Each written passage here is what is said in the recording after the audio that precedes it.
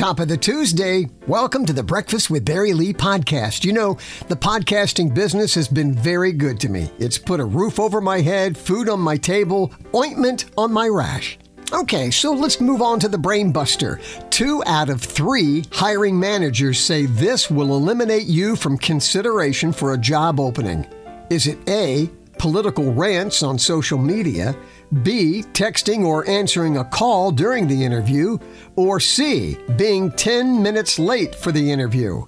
Your answer coming up in just minutes. The podcast planner, nationaldaycalendar.com, it's National Scavenger Hunt Day. You know, when we're sent off to find random items all in the name of good fun. American Gossip columnist, author, songwriter, and professional hostess Elsa Maxwell is credited with the introduction of the scavenger hunt as a party game in the modern era. She was born this day, 1883. Today is Aviation Maintenance Technician Day, so we all know the story of Orville and Wilbur Wright. Kitty Hawk, North Carolina, the first flight. But a name that's often overlooked is Charles Edward Taylor. He was the machinist who built the 12-horsepower engine that propelled that first flight. Mr. Taylor continued in the field of aviation maintenance for more than 60 years. I'm going to tip the headphones to my dad, who grew up on a potato farm in northern Maine, saw Barnstormer biplanes flying over his farm, and he had the bug. At 16, he went to New York to study aviation. His mom said too dangerous to fly, but she did allow him to pursue mechanic certification. Prior to World War II, he served in the Army Air Corps in Panama. When he finished his time in the service, he joined Eastern Airlines and spent 40 years there, starting out as a mechanic, then chief of mechanics in Washington, D.C., and ended up in tech services when he retired. When my dad was hired, his first boss was Eddie Rickenbacker, the World War I flying ace, and when he retired, the president was the astronaut Frank Borman. Proud of that guy. And from Orville and Wilbur Wright, brothers, we go to Brothers' Day, honoring the brothers in our lives or someone that's like a brother to us. What do we say? It's brothers from other mothers. Could be a best friend, a brother-in-law, a cousin. But whatever kind of a brother, these are the men in our lives that we count on. We share memories and challenges that frequently begin with the phrase, "Hey, watch this," followed by a few stitches. And I'd like to salute my older brother, Richard. He's 5 years older than I am. So we had our own set of friends growing up for the most part, and you learn a lot from older brothers. Some of it good. But my brother taught me a very important life lesson when I was 14. He's not going to remember this, but I do.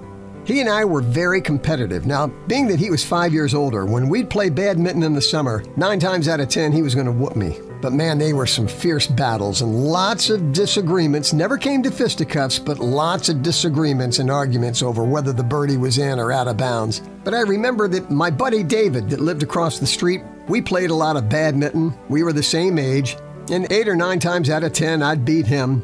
And on a rare occasion, my brother came across the street to play badminton with us. My older brother wanting to play badminton with us? I mean, this was quite the recognition for my older brother to actually want to be seen and play badminton with us.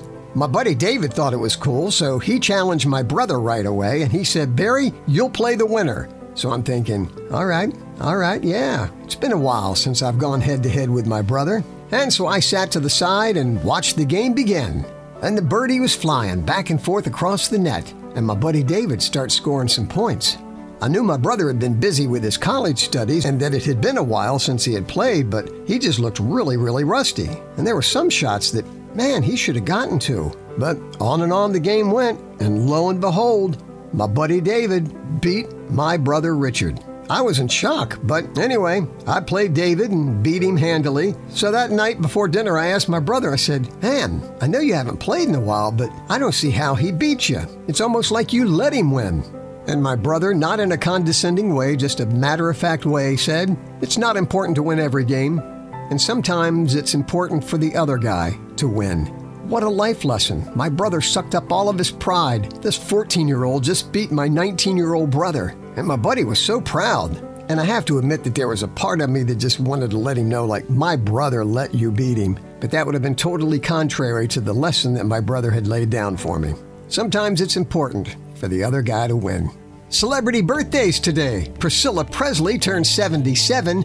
Bob Dylan, 81. Wonder how Bob Dylan would sing Happy Birthday to You. Patti LaBelle is 78. The movie Thelma and Louise premiered this day, 1991. Local celebrities. And talk about people that you love like a brother. Lenny Milholland, the sheriff of Frederick County, you are like a brother. Bless you on this day. Donald Jenkins, Catherine Hortenstein, Andrew Tyson, Gene Ormond, Ali Sakari. Ali, I hope that husband and 2 sons of yours are giving you a special day today. Lloyd Ferguson, enjoy your day. Bonnie Jacobs, Joe Smith, Chrissy Madigan, Marjorie Pramel, Ellen Franklin, and Jeffrey Hester.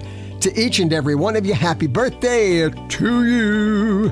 On that Brainbuster, 2 out of 3 hiring managers say this will eliminate you from consideration for a job opening. Is it A, political rants on social media, B, texting or answering a call during the interview, or C, being 10 minutes late for the interview? And the answer is B, texting or answering a call during the interview. Thanks for your time on the podcast today. Look forward to being with you tomorrow. And in closing, want to share this bumper sticker that I saw. May the God of your choice bless you. And blessings.